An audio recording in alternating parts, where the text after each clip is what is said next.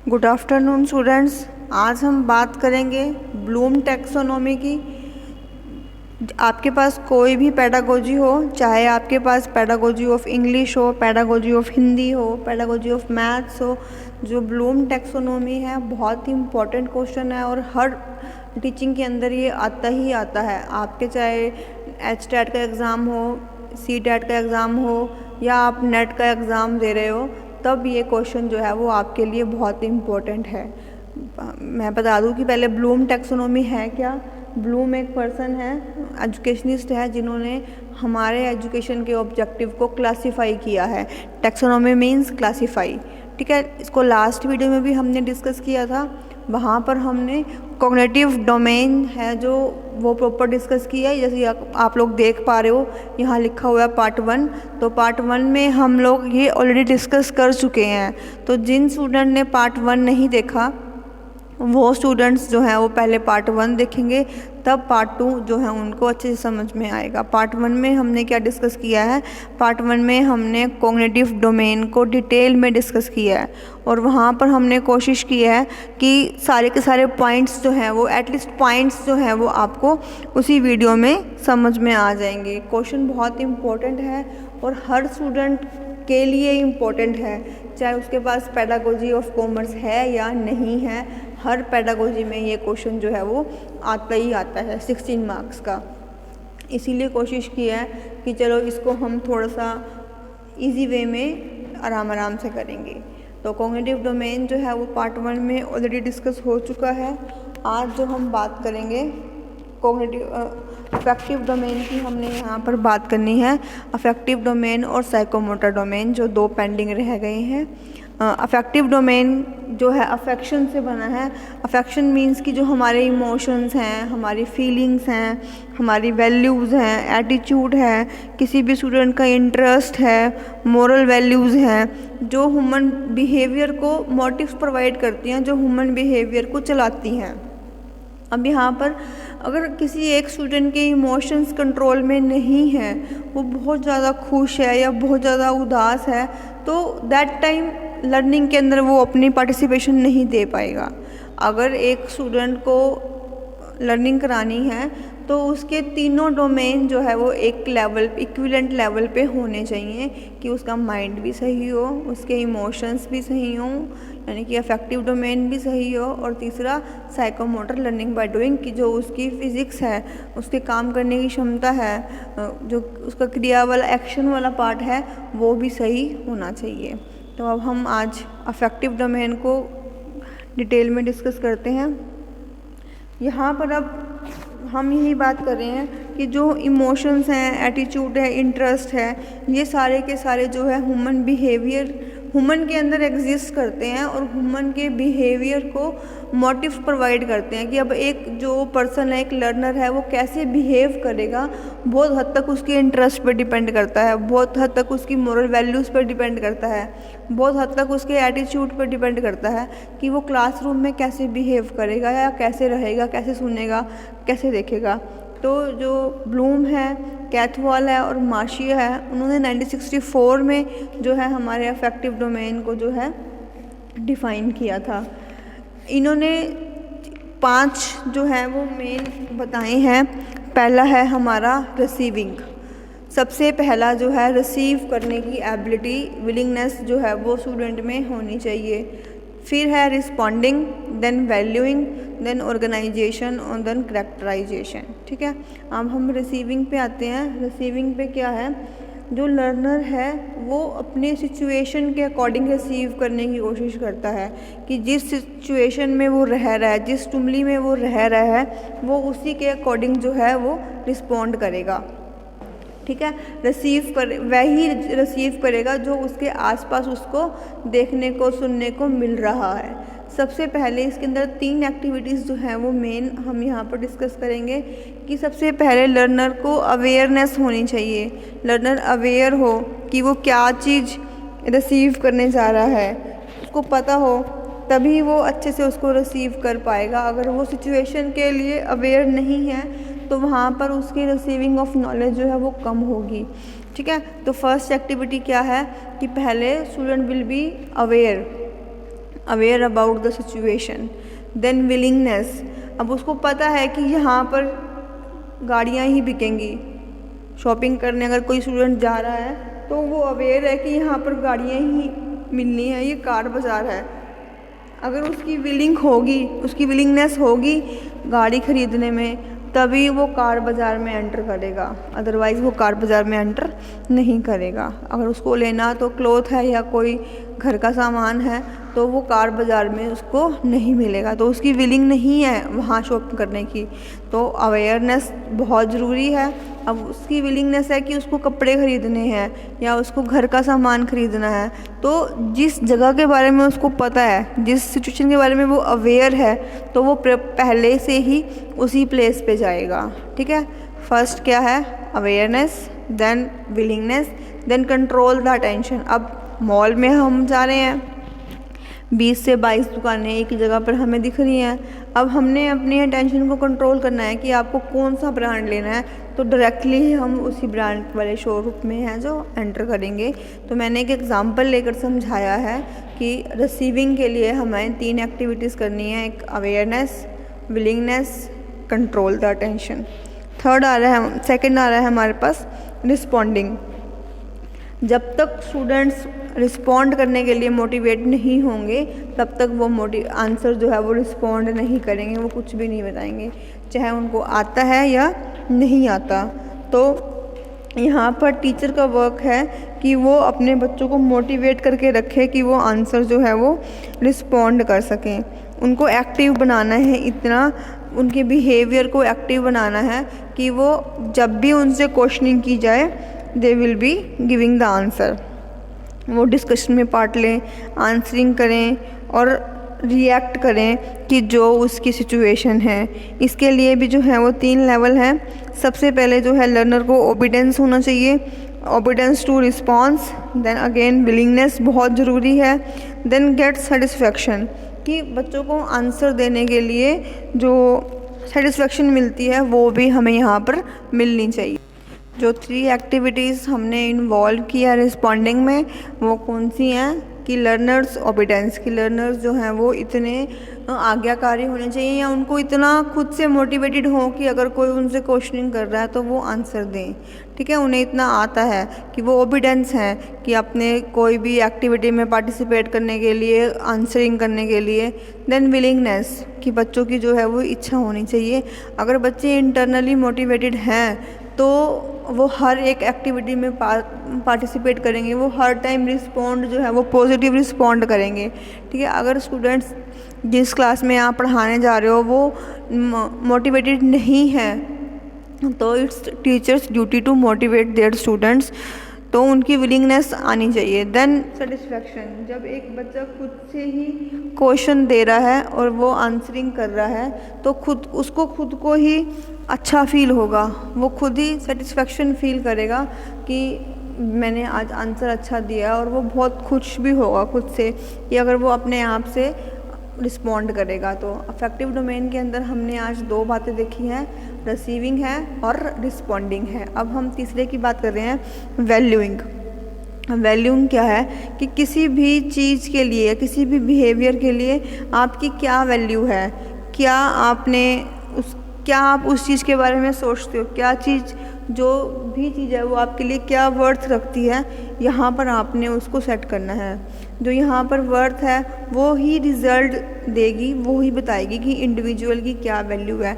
अगर आपको मैथ्स अच्छा लगता है, आपने मैथ्स को वैल्यू दे रखी है, तो आप मैथ्स का होमवर्क कभी भी छोड़ के नहीं आओगे, आप डेली मैथ्स का होमवर्क जो है वो कंप्लीट करके आओगे। ठीक है, तो ये क्या है, ये वैल्यूइंग है कि स्टूडेंट ने अपने किस सब्जेक्ट को या किस अपने एटीट्यूड को वैल्यू दे रखी है, किस इंटरेस्ट को उसने वैल्यू दी हुई है। तो यहाँ पर भी हम जो है 3 एक्टिविटीज़ परफॉर्म करेंगे। सबसे पहले है acceptance of value, then preference of value, then commitment of value, कि आपने कौन सी थिंग को या कौन सी सिचुएशन को आपने वैल्यू दी है, किस सब्जेक्ट को आपने वैल्यू दी है, वो आपने पहले एक्सेप्ट करना है, फिर उसको प्रेफरेंस देनी है आपने, और फिर आपने कमिटमेंट करनी है अपनी वैल्यू के साथ।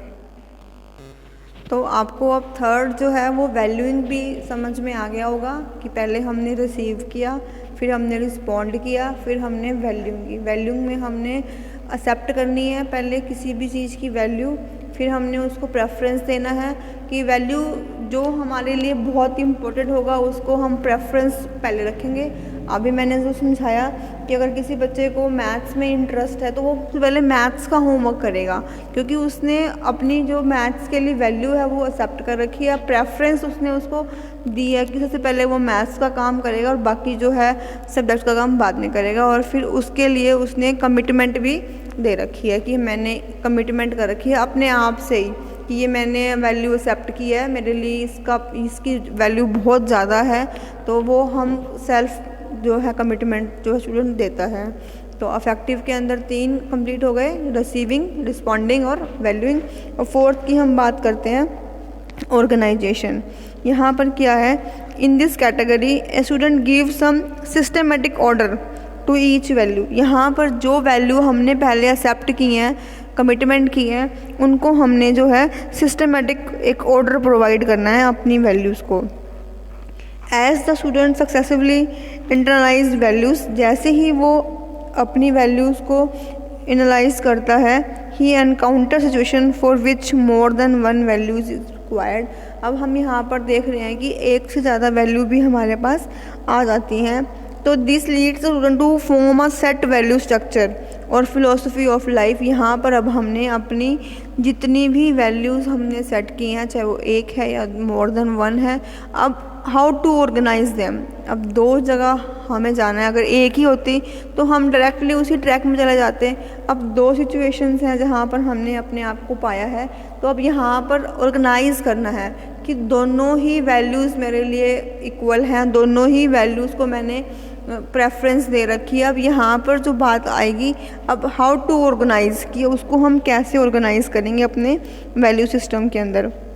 तो इसमें भी जो है 3 एक्टिविटीज़ होंगी। पहली है the organization of a value in a system, कि हमने कैसे उसको ऑर्गेनाइज करना है। Then what is the inter relationship between the values, कि जो वैल्यूज़ हैं उनके बीच में क्या रिलेशनशिप एस्टैब्लिश हो रहा है, क्या रिलेशनशिप वहाँ पर है। देन है the establishment of the dominant value, कि अब जो हमने लास्ट में है कि अब डोमिनेंट वैल्यू है उसको एस्टैब्लिश कर देना है। तो ये 3 हमने यहाँ पर एक्टिविटीज़ परफॉर्म की हैं। First of all we have to organize, then we find the inter relationship among the values, then finally we establish the dominant value. तो ये 3 हैं आपके पास। तो फोर्थ पॉइंट में हमने डिस्कस किया कि कैसे एक लर्नर जो है वो अपने वैल्यू सिस्टम को ऑर्गेनाइज करेगा, कैसे वो इंटर रिलेशनशिप फाइंड करेगा जो वैल्यूज़ उसने चूज़ करी हैं, कैसे वो एस्टैब्लिशमेंट करेगा डोमिनेंट वैल्यूज़ की। लास्ट है हमारे पास characterisation.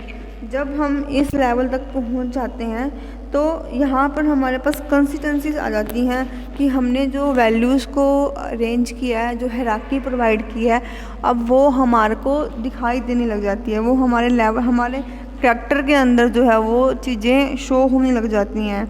At this level, teacher can characterize the knowledge of the value system of the people very easily.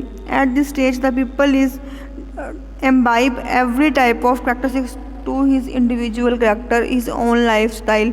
अब यहाँ पर जो है बच्चे इतना मैच्योर हो चुके होते हैं कि जो वैल्यूज़ वो देखते हैं, अगर एक देखो मैं एग्जांपल बता रही हूँ कि अगर एक बच्चा है वो बुरी संगत की तरफ जा रहा है, तो जिस चीज़ को उसने वैल्यू दी, अब उसको मूवीज़ देखनी है, ड्रिंक करना है, स्मोक करना है, तो वो चीज़ें उसके करैक्टर में भी दिखाई देनी लग जाती हैं जब उस चीज़ को वो वैल्यू दे देता है, प्रेफरेंस दे देता है कि डेली उसको एक मूवी देखनी ही देखनी है, डेली उसको कहीं जो पब वगैरह है वहाँ जाने जाना है, तो वो चीज़ें उसके करैक्टर के अंदर शो होनी दिख जाती हैं, उसकी लाइफस्टाइल के अंदर वो आ जाती हैं।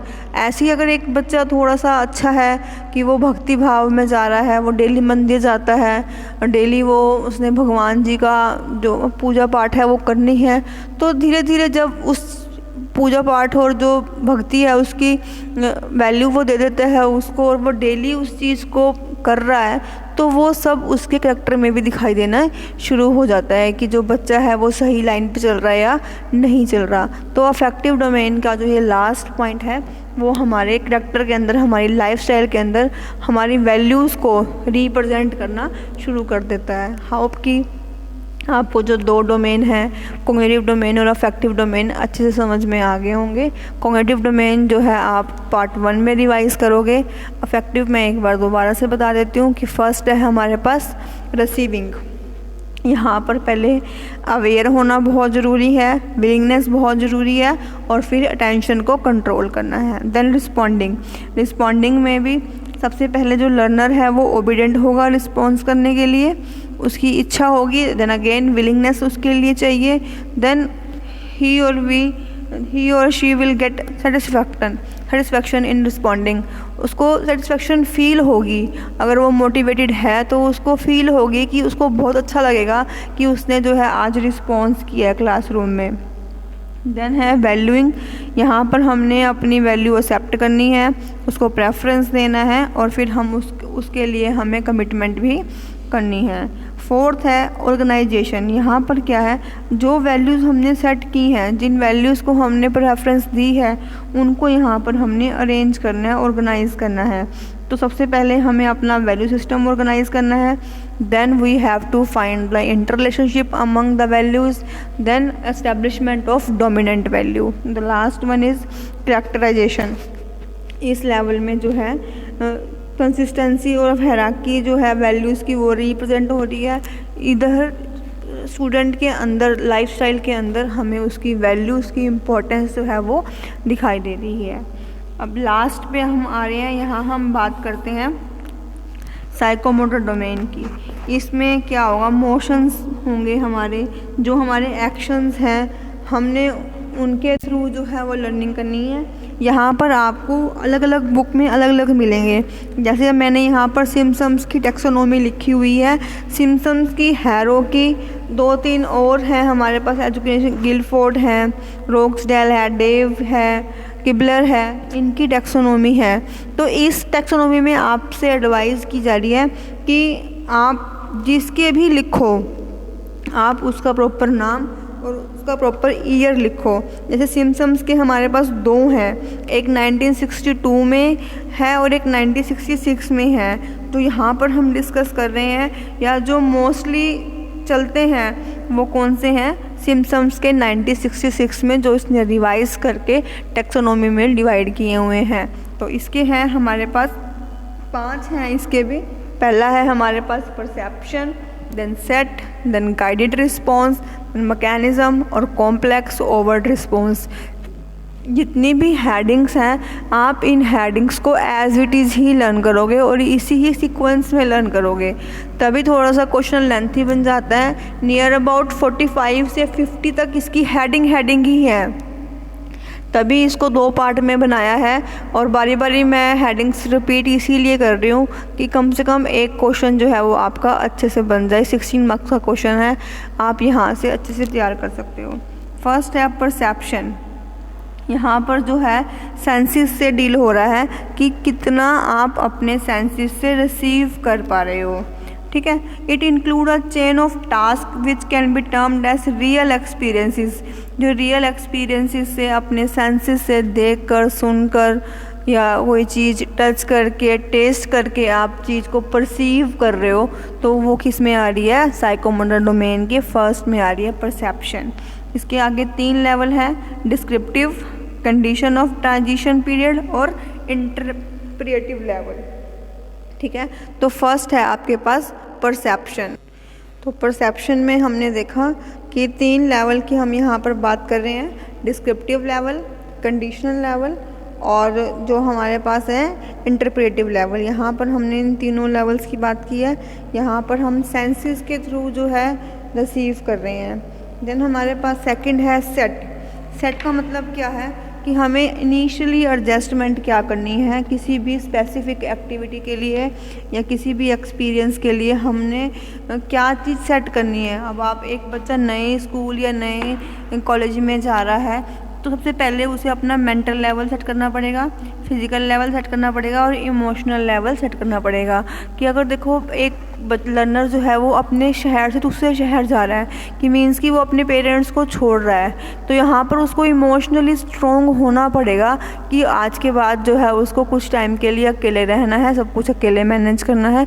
तो उसके लिए उसकी फ़िज़िकल हेल्थ भी जो है सही होनी चाहिए, लेवल जो है वो सही होना चाहिए, तभी वो कोप अप कर पाएगा सिचुएशन के साथ। देन मेंटल लेवल, उसका मेंटल लेवल सेट है कि हाँ वो मेंटली प्रिपेयर है कि सब कुछ मैनेज कर सकता है, अकेला रह सकता है, तभी वो आगे जो है नेक्स्ट सिचुएशन के अंदर अपने आप को डाल पाएगा। अदरवाइज़ अगर ये तीनों लेवल सेट नहीं है, इनिशियल लेवल्स जो उसकी कंडीशंस हैं वो सेट नहीं है, तो वो लर्निंग जो है वो नहीं कर पाएगा। थर्ड है हमारे पास guided response. In this stage क्या होगा, stage of developing a practical skill. यहाँ पर जो है प्रैक्टिकली अब जो रिस्पॉन्ड वो करेगा वो गाइडेड होगा, ठीक है। जैसे उसको समझाया गया है, बताया गया है, एक हर्डल को पार करने के लिए बताया गया है कि जंप करनी है, इतनी लंबी जंप करनी है, तो यहाँ पर बारी है उसकी प्रैक्टिकली उस चीज़ को रिस्पॉन्ड करने की, ठीक है। अब जैसे एग्जांपल देते हैं कि अगर हम कहीं पर फ़ोटोशूट कराते हैं, जैसे जैसे हमें फ़ोटोग्राफ़र कहता है, लर्नर्स वैसे ही करते हैं कि हाँ आप नेक फोल्ड करो, यहाँ पे हैंड रखो, कि घूम जाओ, स्लोली वॉक करो। तो जब हम उसकी इंस्ट्रक्शंस के बाद जो हम रिस्पॉन्ड कर रहे हैं, तो वो हमारा रिस्पॉन्स कैसा होगा, गाइडेड रिस्पॉन्स होगा, ठीक है। एक एग्जांपल है ये, इमीडिएट रिस्पॉन्स होता है कि वो आपको इंस्ट्रक्ट कर रहा है, आपको गाइड करता जा रहा है, आप वैसे वैसे रिस्पॉन्स करते जा रहे हो और एक पिक्चर जो है वो क्लिक होती जा रही है, ठीक है। सेम ऐसे ही टीचर जो है वो पूरा साल अपने बच्चों को सिखाता है, जब एग्ज़ाम आता है, रिस्पॉन्स की बारी आती है, तब वहाँ पर जो है बच्चों का गाइडेड रिस्पॉन्स जो है वो देखने को मिलता है कि बच्चा अगर गाइड के हिसाब से जो उसको चला रहा है उसके हिसाब से रोल प्ले कर रहा है तो वो अच्छे मार्क्स ले जाएगा। फोर्थ है हमारे पास मैकेनिज़्म। फोर्थ की हम बात कर रहे थे मैकेनिज़्म। यहाँ पर क्या मैकेनिज़्म है कि इस लेवल के अंदर जो है सेल्फ कॉन्फिडेंस और जो skill of for doing some task है जो वो फुली का फुली डेवलप हो जाता है। वो ऐसा मैकेनिज़्म, ऐसी कंडीशन सेट कर लेता है कि उसके पास कोई भी सिचुएशन आए वो उसको इजीली क्रॉस कर लेगा। तो यहाँ पर वो अपना मैकेनिज़्म खुद से ही बना लेता है कि उसने मैथ्स की प्रॉब्लम है उसको ऐसे हैंडल करना है, साइंस की प्रॉब्लम है उसने इसको ऐसे हैंडल करना है, तो वो अपना मैकेनिज़्म या वे ऑफ डूइंग समथिंग वो खुद से ही अरेंज कर लेता है। तो लास्ट वन है कॉम्प्लेक्स ओवर्ट रिस्पॉन्स। ये हाईएस्ट लेवल है साइकोमोटर डोमेन का। इस स्टेज में क्या है, student acquire so much efficiency and skill कि जब तक इस लेवल तक आते आते तक वो इतना एफिशिएंस हो जाता है, इतना स्किलफुल हो जाता है, वो किसी भी कॉम्प्लेक्स टास्क को मिनिमम एनर्जी और मिनिमम टाइम के साथ बहुत इजीली हर एक चीज़ को सॉल्व कर लेता है। तो ये हाईएस्ट लेवल है। तो इस तरीके से अब हमने जो है तीनों डोमेन अच्छे से कर लिए हैं, कॉग्निटिव डोमेन, अफेक्टिव डोमेन और साइकोमोटर। साइकोमोटर के अंदर हमने 5 किए हैं। फर्स्ट हमने किया परसेप्शन। परसेप्शन के अंदर 3 लेवल हैं, descriptive level, condition of transition और इंटरप्रेटिव लेवल। सेट में हमने अपना मेंटल लेवल, फिजिकल लेवल और इमोशनल लेवल सेट करना है। देन गाइडेड रिस्पॉन्स, मैकेनिज़्म और ओवर्ट कॉम्प्लेक्स ओवर्ट रिस्पॉन्स की यहाँ तक आते आते तक स्टूडेंट इतना एफिशिएंट हो जाता है कि वो किसी भी टास्क को इजीली परफॉर्म कर लेता है। कि होप ये क्वेश्चन जो है वो आपको समझ में आ गया होगा। लेंथी क्वेश्चन है इसीलिए इजी वे में हमने थोड़ा लंबी वीडियो ज़रूर हो गई है, लेकिन आप इसको बहुत ध्यान से और इजीली कर सकते हो। आपके पास कोई भी पेडागोजी हो, मैं फिर से कह रही हूँ कि कोई भी पेडागोजी हो, सबके लिए ये इम्पोर्टेंट है ब्लूम टैक्सोनॉमी। Thank you.